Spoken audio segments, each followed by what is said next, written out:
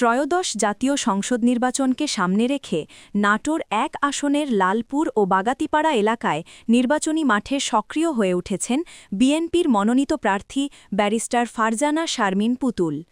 শুক্রবার বিকেলে নাটোরের লালপুর উপজেলার ৪ নম্বর আরবাব ইউনিয়নের সাইপাড়া এলাকায় ব্যাপক গণসংযোগ করেন তিনি। এ সময় বাড়ি বাড়ি গিয়ে সাধারণ ভোটারদের সঙ্গে মতবিনিময় করেন এবং ধানের শীষ প্রতীকে ভোট দেওয়ার আহ্বান জানান।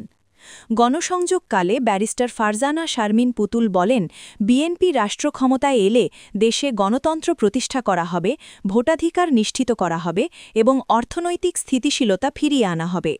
তিনি আরও বলেন, বিএনপি সরকার গঠন করতে পারলে কর্মসংস্থান সৃষ্টি, শিক্ষা ও স্বাস্থ্য খাতে উন্নয়ন এবং তৃণমূল পর্যায়ে অবকাঠামোগত উন্নয়নকে সর্বোচ্চ অগ্রাধিকার দেওয়া হবে।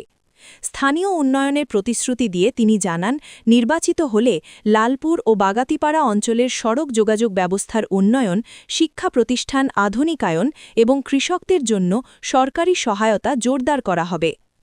গণসংযোগে বিএনপি ও অঙ্গ সংগঠনের নেতাকর্মীদের ব্যাপক উপস্থিতি লক্ষ্য করা যায়।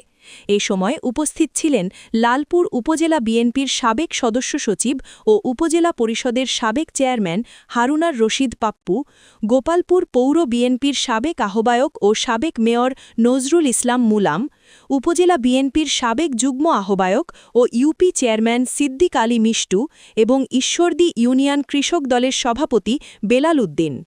স্থানীয় বিএনপি নেতারা জানান, নির্বাচনের দিন যত ঘনিয়ে আসছে ততই সাধারণ মানুষের আগ্রহ ও সাড়া বাড়ছে। গণসংযোগে নারী পুরুষসহ বিভিন্ন শ্রেণী ও পেশার মানুষের স্বতঃস্ফূর্ত অংশগ্রহণকে ইতিবাচক হিসেবে দেখছেন তারা।